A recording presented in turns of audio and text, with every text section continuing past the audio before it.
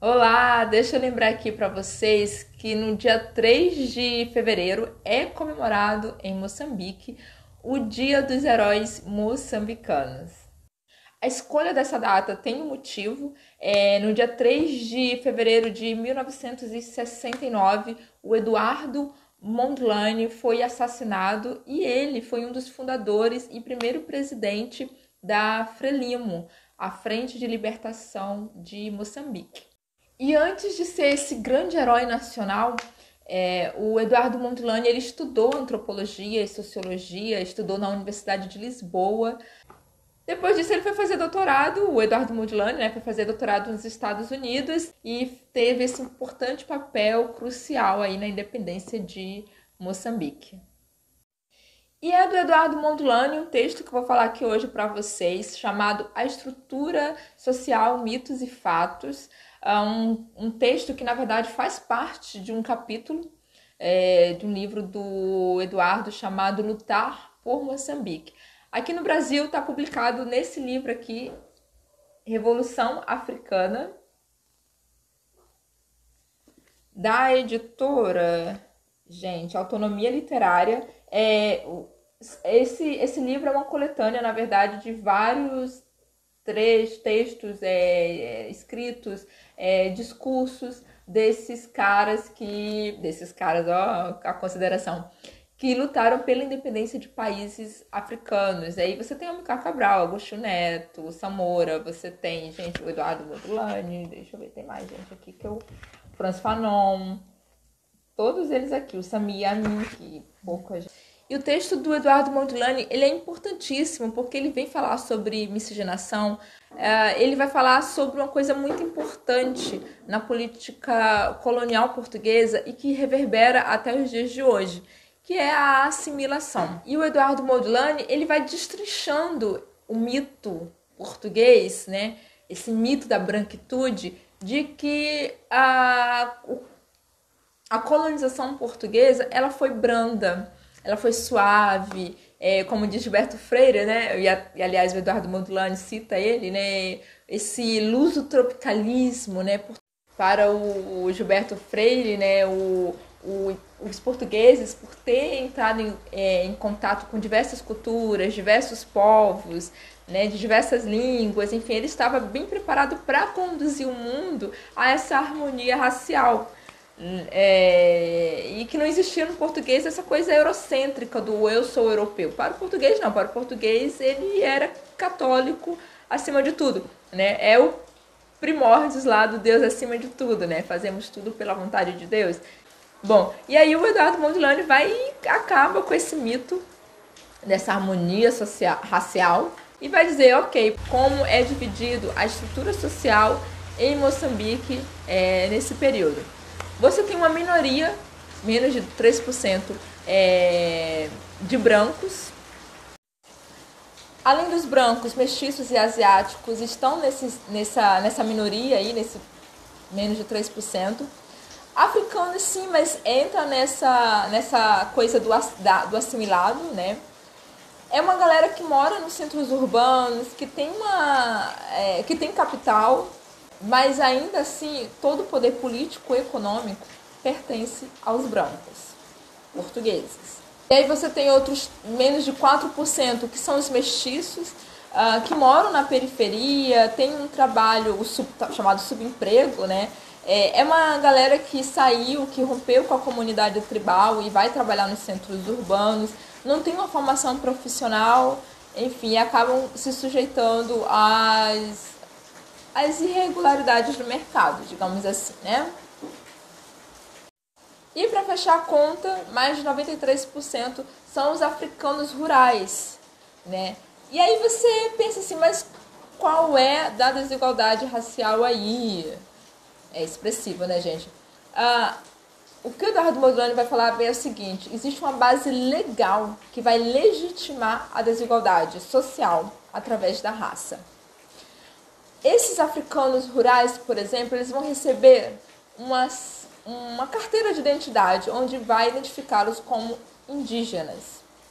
Com isso, essa população vai ser tutelada pelo Estado. Além disso, essa população vai sofrer outras sanções. Por exemplo, eles não podem exercer atividade comercial, eles só podem trabalhar na área rural, não vão ter a mesma oportunidade de educação, a mesma oportunidade profissionais, né, decorrente também dessa falta da educação formal. Eles só podem ter esse trabalho rural ou um trabalho assalariado, reféns de um sistema de exploração. Outra coisa que o Eduardo Mondlane vai chamar a atenção é que o salário ele é definido pela questão racial. Aí ele coloca até uma tabelinha assim, né? Os brancos são quem recebem mais, aí depois vem os mestiços e por último os africanos. O que chama mais atenção ainda nessa parte salarial, por exemplo, é que aí o Eduardo ele vai com duas tabelas. Mostrar o salário no campo e o salário na indústria. Quando chega na tabela da indústria, é gritante a informação. O branco recebe mais, o africano recebe menos, mas assim, o branco sem formação continua recebendo mais que o africano com formação. Vocês estão entendendo? Né? Sem falar, aí a gente fala em educação, o Eduardo traz outra informação sobre o sistema educacional, onde as notas nas escolas eram dadas, sim, definidas de acordo com a questão racial.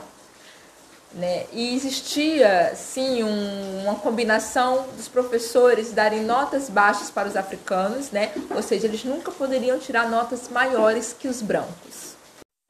Outra sanção que vai ser imposta, e agora já no estado fascista de Salazar, é o trabalho forçado. Na verdade, já existia essa compreensão com o fim, né, da escravidão, já existia essa transição, né, do trabalho escravo para o trabalho forçado. O que acontece é que o Estado moderno vem com a novidade, que é a base legal do trabalho forçado.